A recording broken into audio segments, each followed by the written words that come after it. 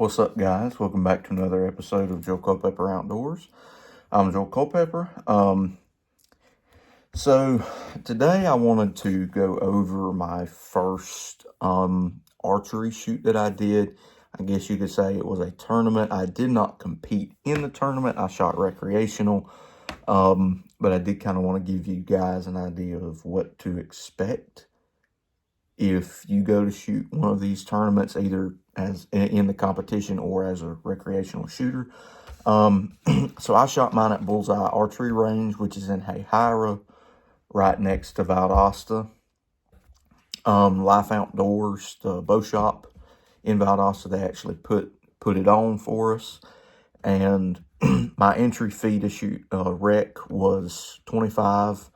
And if you compete in the tournament, then you pay $50, and I think it's 50% payout.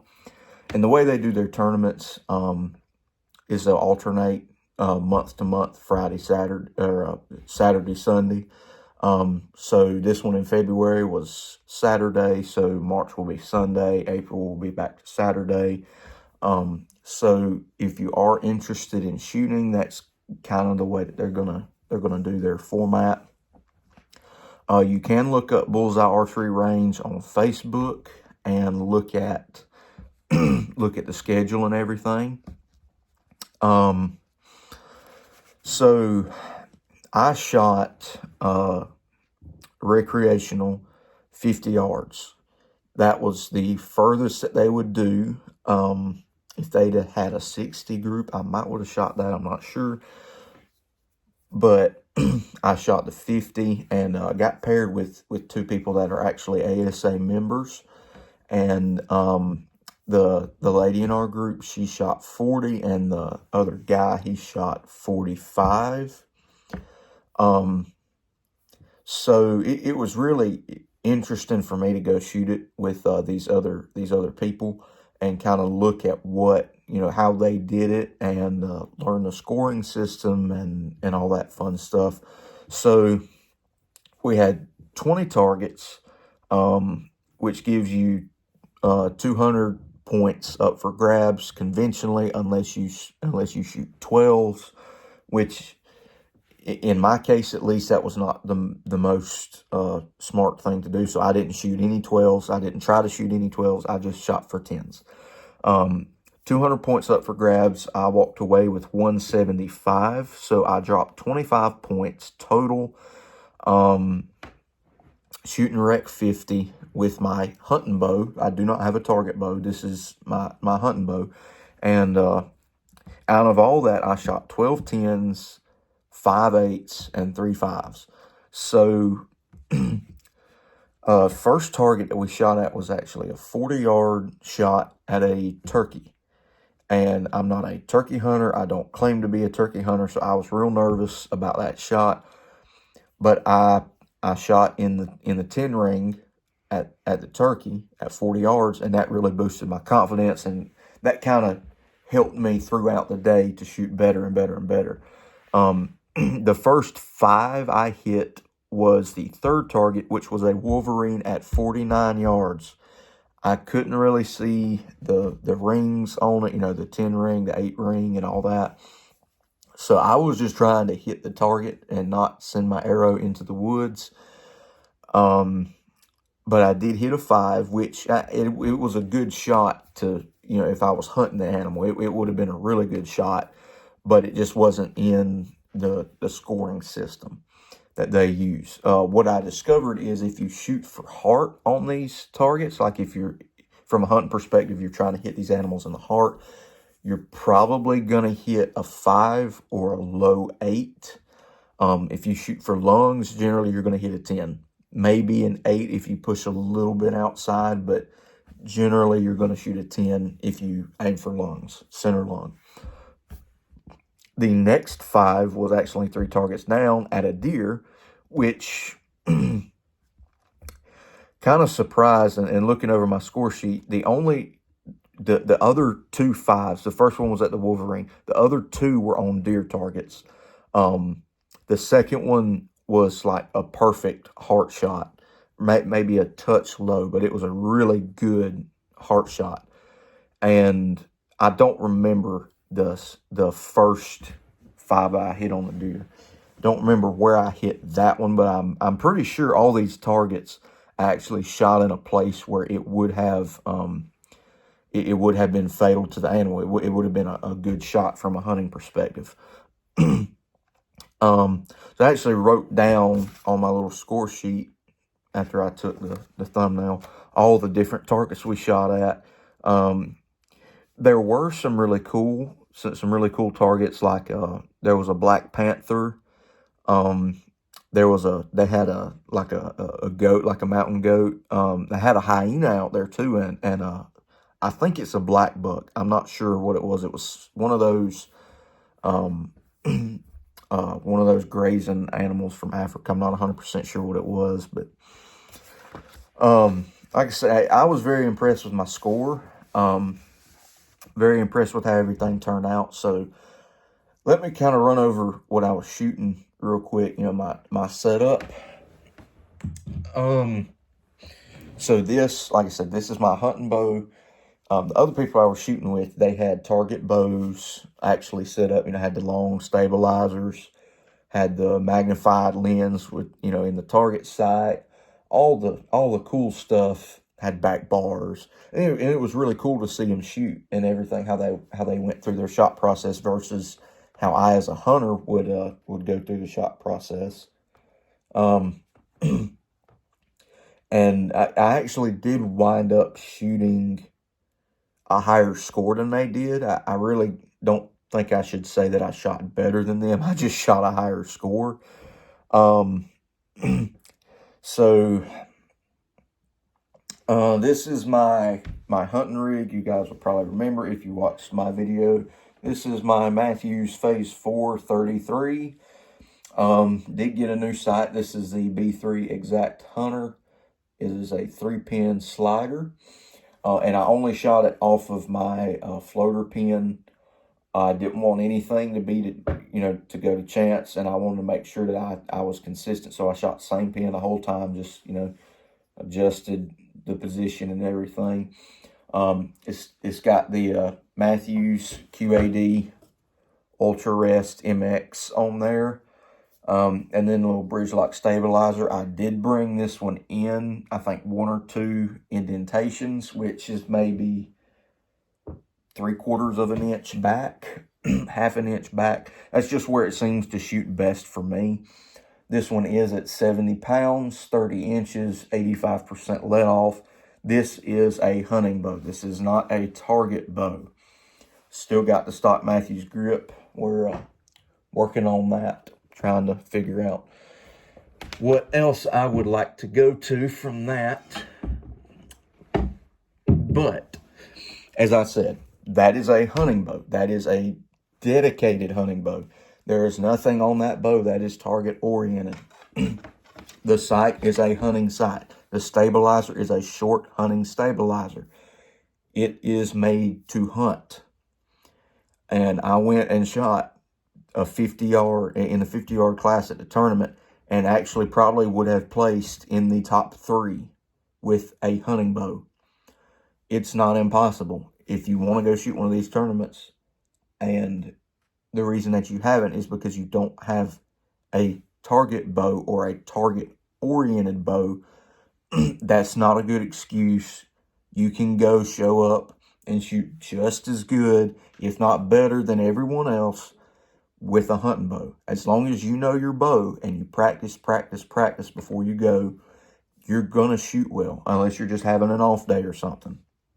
So if you don't have a target bow, and that's why you haven't gone and shot any of these 3D tournaments or anything, that remove that excuse from the equation. You can do it.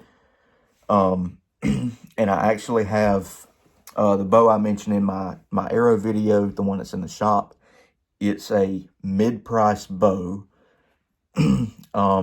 totally set up, you know, sight, stabilizer, arrow rest, all that.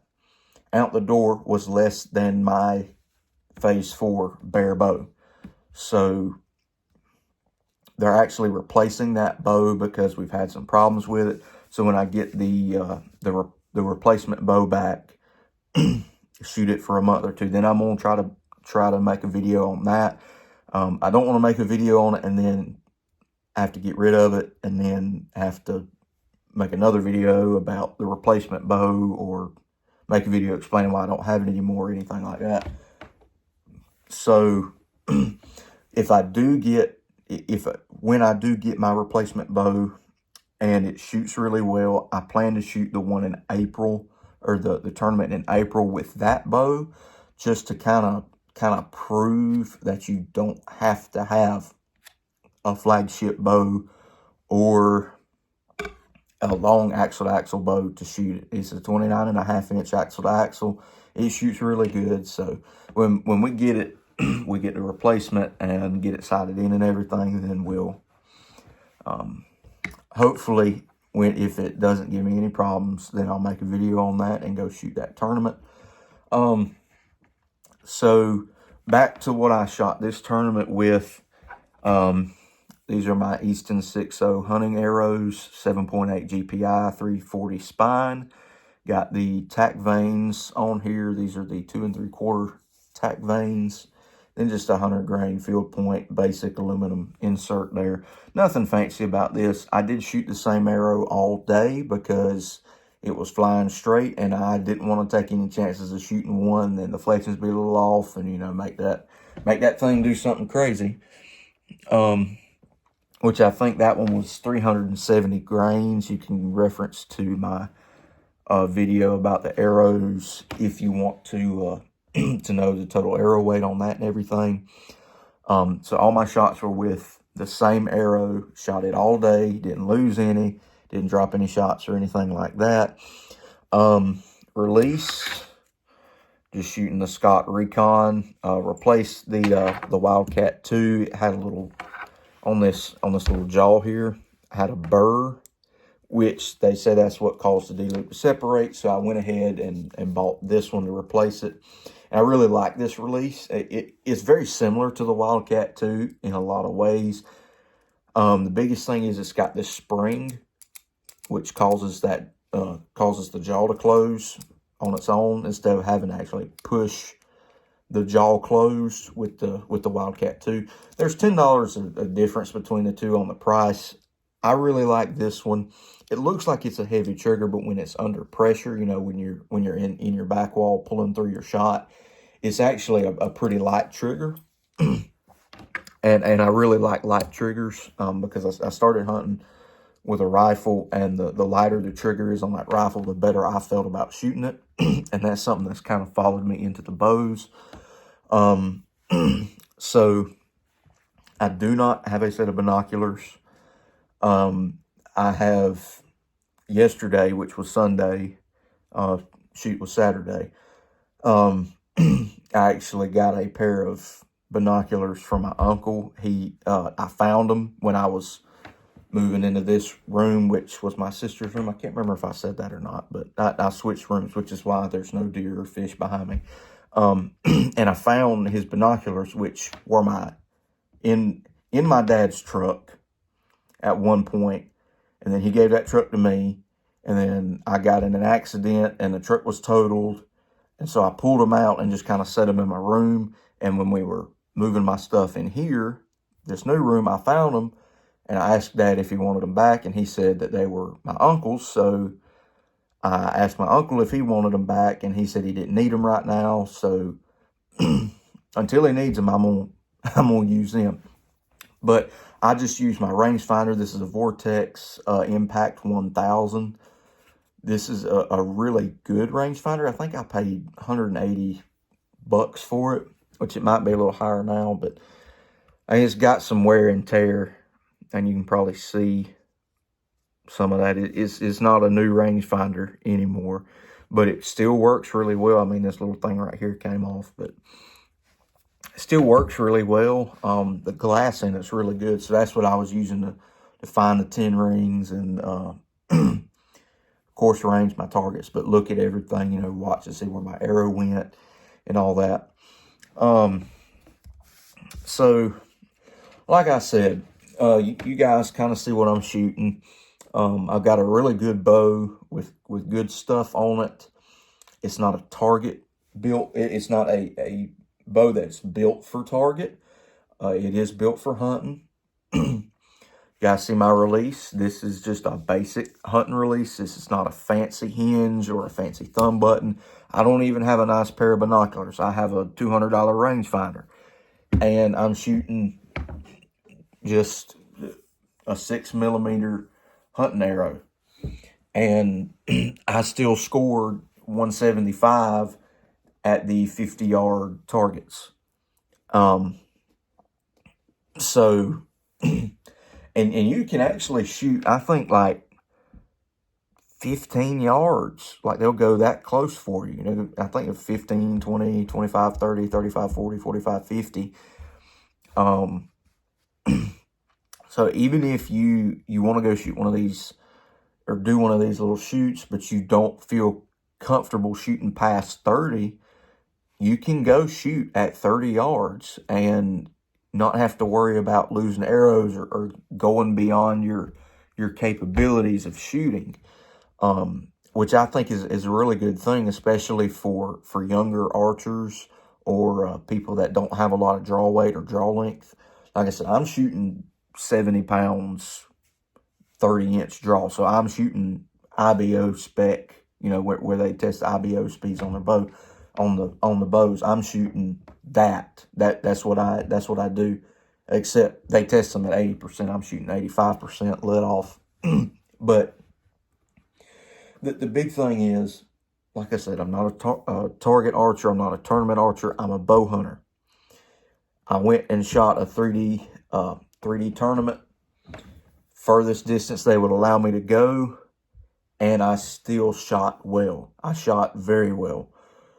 Don't let the fact that you don't have a target bow or have the $200, $300 release and the arrows that are 1,000th straightness and super light or anything, don't let that stop you from going to shoot these tournaments or even shoot recreational. If you want to do it, go make it happen. It's not that hard. And chances are you're going to meet some people that are really going to help you, especially if you're just in that beginner stage and you're only going to shoot 30 yards. You can learn a lot from these guys that are shooting these actual ASA tournaments. Of course, I'm shooting the further distance, so I did learn a lot from watching how they shot, how they walked through their shot process. I'm a hunter. I range, dial in my sight, draw back, and shoot. They're sitting there, they're studying the target, ranging it, studying the target, and then they'll walk back, get their bow, get their arrow, walk up there, re-range, study the target some more, get their sight all dialed in, and then they'll shoot. And I actually started doing some of that myself, and it did help.